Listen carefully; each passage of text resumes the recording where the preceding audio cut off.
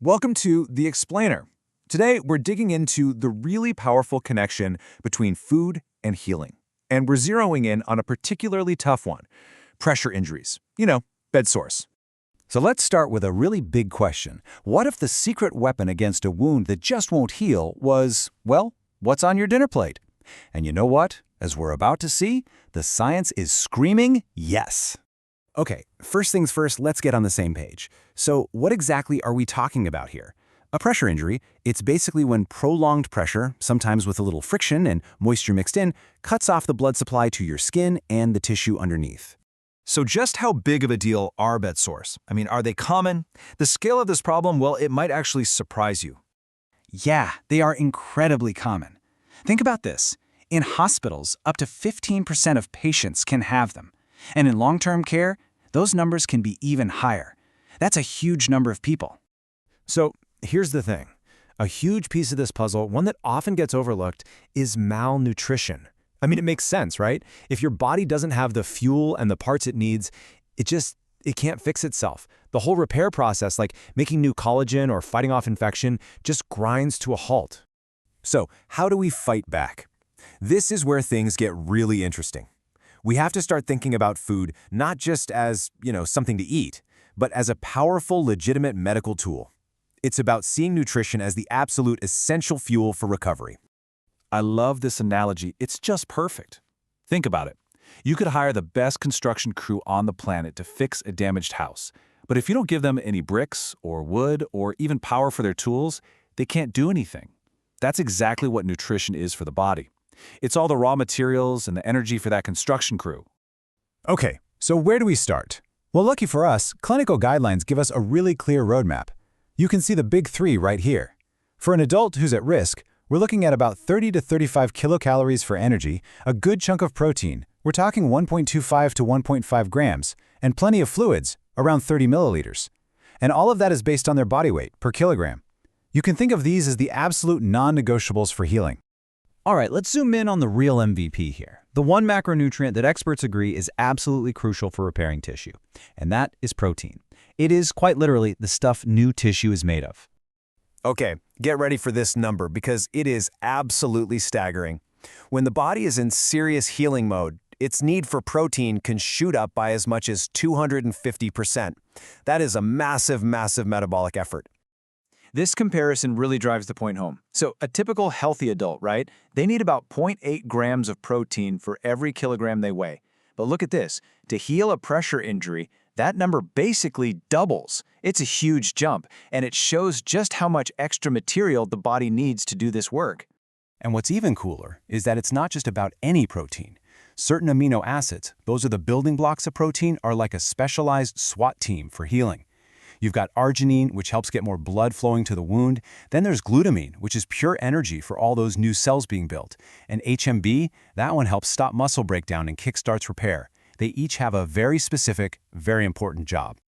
Okay, so we've got our building blocks, the protein, but now we need the tools, right? The hammers, the saws, the things that make the construction actually happen. And in our body, that's where vitamins and minerals come in. This chart is fantastic because it breaks it all down. You can see how each one of these micronutrients has a super specific, critical role to play. Look at vitamin C. It's essential for literally weaving collagen fibers together.